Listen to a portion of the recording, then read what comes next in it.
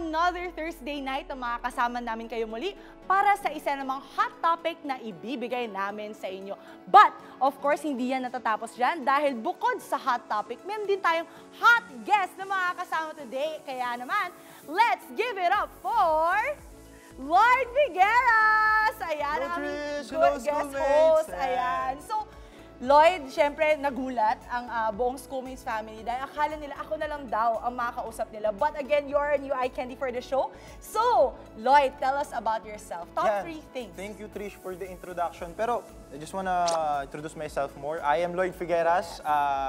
I am a radio broadcasting journalist, and I also love modeling and joining pageantry, and I am an independent person, Trish. Wow, iba talaga yung independent person, yung panlast niya, no? Yes. So, syempre, no? As an independent person, wow, what is something that you'd like to, kumbaga, expect from the show, no? Syempre, given na advocacy mo rin ito, youth empowerment. Yun nga, Trish, is, just like what I've said, as I join pageantry, isa sa mga focus ko sa plataforma na yun is to empower the youth.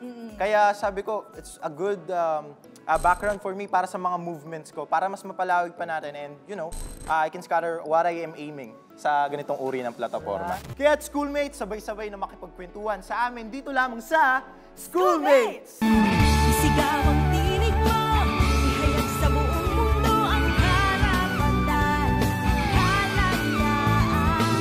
Buksan ang isip mo, kaalaman ang yaman mo, sa karapatan, sa kalayaan.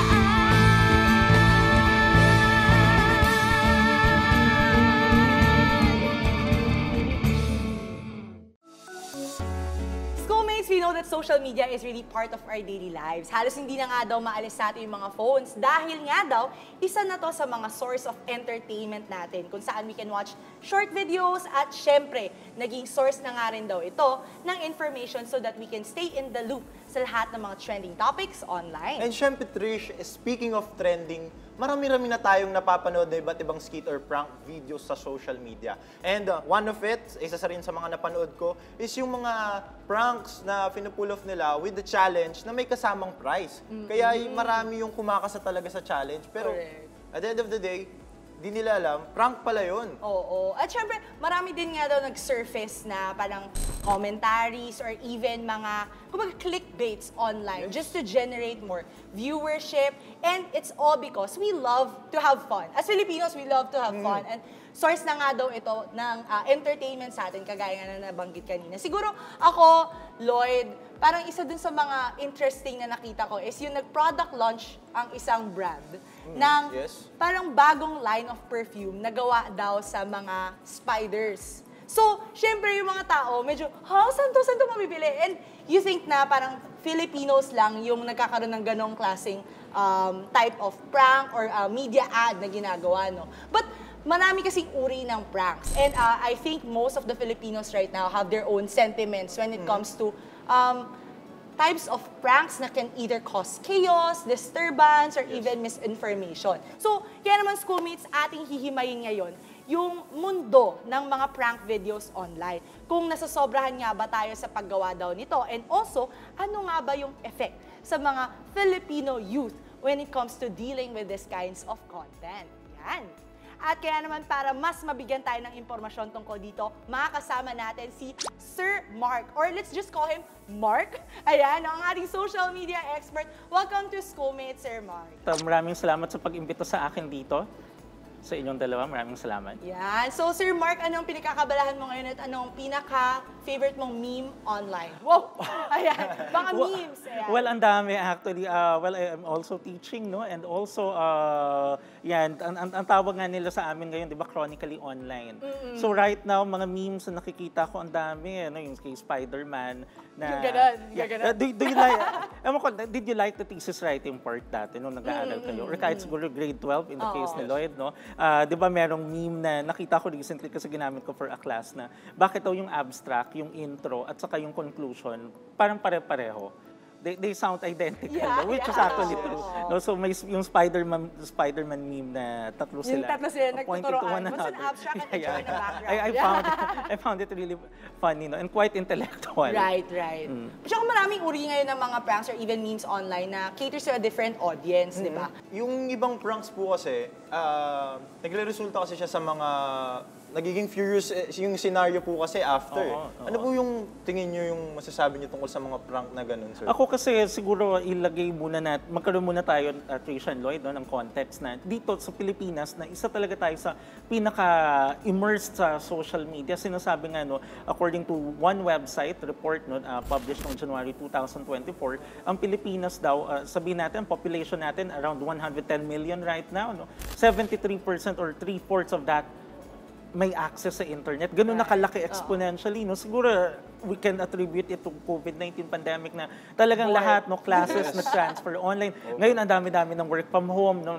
May ang dami ng mga jobs as virtual assistant na it can be done online. So, nandun na. And then, yung immersion natin sa social media, napakataas, no? According to some reports. Ulit, tayo ay social media capital daw. So siguro when it comes to that immersion, talagang hindi ka magtataka kung bakit ganun na lang yung ating affection. Masasabi ko pa, affection na talaga, no? Yung ating kagustuhan na manood ng mga videos, especially now, no, there are studies that say na we are also among the highest when it comes to watching digital video content, no, on social media. Kaya ganun na lang din. And nakikita natin mga netizens, no, ang bilis-bilis mag-react, no, as soon as you post the content out there within Naka-like agad. seconds, naka-like within agad. minutes, no? Sir Mark, may tanong din ako, and I think some curious question that we had on off-screen. How do we define a prank nga ba? And siguro nako-confuse din kasi yung mga viewers na, kapag sinabi bang prank, it's just simply to hurt someone, or what can we say as a prank content? And parang do you think na, siguro in your personal view na rin, no, pagsamahin ko na yung question, maganda bang nadudulot yung prank content online? Ako kasi for prank, no, I was thinking about it yesterday. And sabi ko, siguro kapag binabanggit natin ng prank content, kasama dyan halimbawa, no, yung gumagawa ka ng made-up scenario lang. Hindi naman siya organically. It's not a scenario that naturally happened. You constructed it, and then there are people, either with their consent or without their consent, they participate in that situation, and then merong outcome. No? There's an outcome to that situation that is your end goal. Gusto mong makuha yung reaction. For example, no, in that, di ba, may mga prank halimbawa na nagsi-CR yung tao tapos biglang gugulatin. Di ba? Prank video. Yeah. At saka, I'd like to also point this out, no, and this will reveal my age.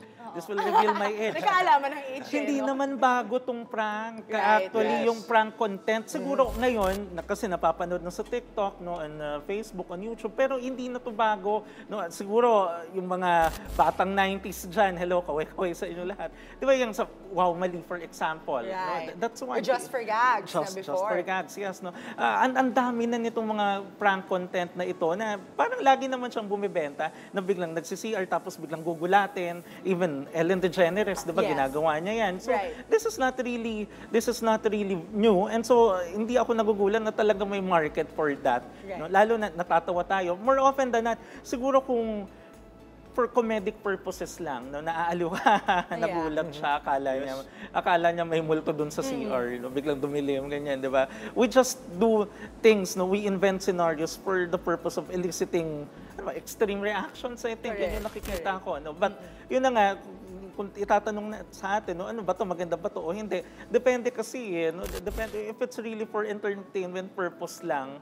No, but then again, it's really hard to predict how people will react. Paano kung halimbawa senior citizen yung ginulat mo, no? Inside the bathroom, no? Paano kung halimbawa Trisha, no? Biglang inatake sa puso. What would you Nahirapan do? huminga. Ang hirap ng ganun. Ano naman po siguro yun, sir, yung in your perspective, yung impact naman po ng prank sa Filipino culture? Since sabi nyo nga rin po, madaming nagsimula ang prank, mostly Western countries. So, sa tingin nyo naman po, ano naman po yung impact nito sa Filipino culture, sir? Sa akin, bentang content talaga siya. And you know, as someone who also has his own blog, no, yung The Filipino Scribe, mababanggit ko na kapag yung video content na ganyan, na merong taong magre-react, alam mo na meron kang aabangan, di ba may caption yan lagi na, don't skip till the end. May mga ganyang clickbait, no, yung title. And so, ang nakikita natin dyan, tututukan ng mga tao yan. And Filipinos, naturally, mahilig tayong, nadadaan tayo sa clickbaiting, no? Nadadaan tayo sa mga teasers. Kahit nga sa soap Bakit kaya? Bakit kaya, Sir Mar? Yes Do you po. think it's a cultural approach na mas susceptible tayo sa ganong clickbait? And could it be age? Like, or for example, kung Gen X ka, or Millennial, or Alpha Gen ka, iba-iba yung the way you perceive it. For me, siguro, nandun yung gusto nating ma-entertain. Tapos, yung tinatawag na Schadenfreude, yung you enjoy seeing other people experience misfortune. Nakatapak siya ng dumi. Kahit Right. prank lang pala. Ay, kung nakakain siya ng burger na merong plastic na ipis. Akala niya totoong ipis. Nakakatawa, no? Somehow, we find inappropriate fun in seeing people experience quite unfortunate circumstances. Correct. May ganyan tayo. No? Parang ikaw, bilang nanonood, ay ako hindi ako maloloko ng ganyan. Pero syempre, hindi mo naman Would you masasabi know? talaga. Oo. You really can't say no unless you're in that scenario. Right. Siguro, additional question lang din, no? And I think kay Lloyd, pareho din kami ng tanong. yes, yes. Sa tingin nyo, naaabuso ba ng mga content creators yung parang masyado ba natin minamine? Masyado may yung tendency content din ng kasi na ganun, pranking. eh. Oo. Oo, like, if you know na it's what hits, gaya nga ng sabi nyo, bentang-bentang content siya. Is there a form of abuse there? Is there something morally incorrect with having prank content online? No, what I can say right now, ang dami na kasi, I started vlogging 2011 pa, and over the years, ang dami ng, nagkaroon na nga ng label ngayon, yung content creators, no? Nagkaroon na ng label na ganyan. And it's really hard to maintain these platforms, no? If you have your YouTube channel or vlog account, no? Or sa TikTok, ganyan. Kailangan gumagastos ka rin naman specifically, di ba? Gumagastos ka for the internet, gumagastos ka for the equipment, no? Yung video recorder, yung phone, etc. So, kailangan naman maski paano, mabawi mo yung gastos mo na yun, hindi ba? Kailangan mabawi mo rin naman yung gastos mo. So, meron ding profit orientation yung ganito, no? So, alam ng mga digital creators na yan, when I upload this content, maraming matitrigger, maraming magagalit. Actually, it doesn't really have to be praiseworthy content, eh, no? Hindi naman praise yung objective mo kahit na magalit yung audience. Basta importante, napanood nila or binasa nila yung content mo, and that drives engagement. No? It's not, alam mo naman ng engagement, no? Whether it's positive, Negative. whether it's negative, it's Yes, it's engagement. engagement. Or, you know, Yes.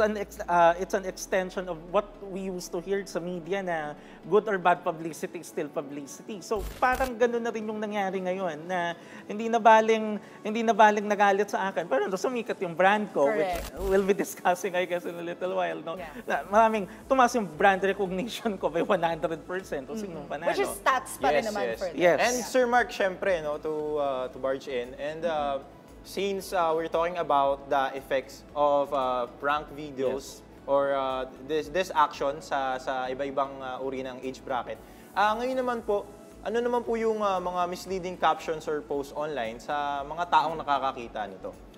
Yung mga ganyan, halimbawa, don't skip till the end. No? Kasi ikaw, binibitin ka, tayo gusto natin na binibitin tayo sa mga soap opera kapag kaabangan next week, pinost sa, nagsimula, pinalabas talaga, tonight, no? And yung sa dulo, abangan. Abangan mo talaga bukas, yung pala mga 1 week pa bago ipakita yung eksena ngayon.